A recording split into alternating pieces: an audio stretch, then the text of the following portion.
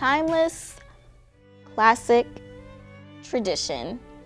Silversmithing has been an American art form for as long as the 1800s. Christine Gervais of the Houston Museum of Fine Arts shares with us the beauty of their newest exhibition, Silver, an American Art. The exhibition is titled Silver in American Art, and it's really an overview of objects that have entered the Museum of Fine Arts Houston collection within the last 10 years. All the objects were made by American silversmiths in the period between 1870 and 1960. They include objects that were mass-produced, or as much as you can say mass-produced when they're by very fine silver companies like Tiffany & Co. and Gorham Manufacturing Company. But then also there's a significant amount of work in the show that was made by what we call art silversmiths. Small silversmith companies, small workshops where they would be making special commissions or one-of-a-kind objects in a very artistic way. So we have this sort of this duality of what kind of silver was being made in this period.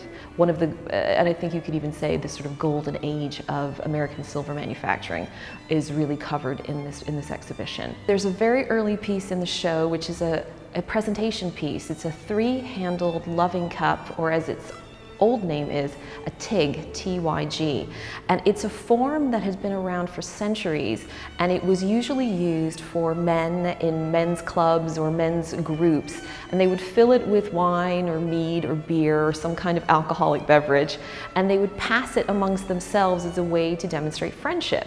So you move to the end of the 19th century and silver companies are still making this form. It still has meaning, which I think is quite interesting.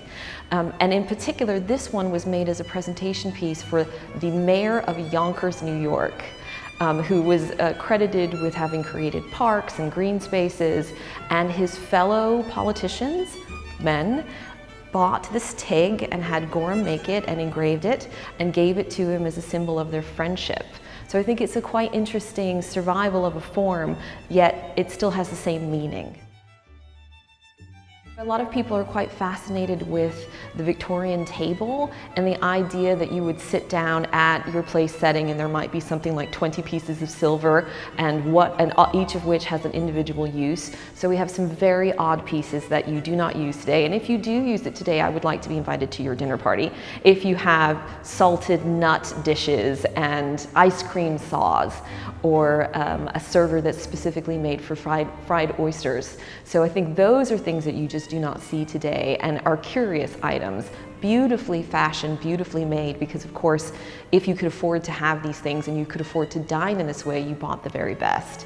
After taking a stroll around this beautiful exhibit, you can't help but to wonder, what's it gonna cost me to start my very own silver collection? Christine tells us more on maybe one of the most soundest investments. I would say that silver has always been visible and portable wealth. If you say had silver in the 18th century, you actually had special cases made and you traveled with it. When you move into the 19th and the early 20th century, silver is still incredibly valuable. So if you had silver, and particularly you could commission silver, you had money. I think antique silver is a beautiful thing to own because silver looks better the more it's used. Because it takes a sort of, it gets warmer and more mellow. Vintage silver or antique silver is something that will always be beautiful, always something that people could collect, and I think it adds a bit of individuality to people's tables.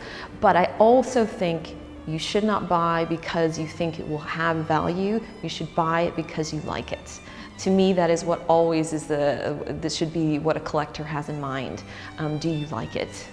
To feast your own eyes on this exquisite exhibition, visit www.mfah.org. Reporting for Artbeat, I'm Courtney Smith.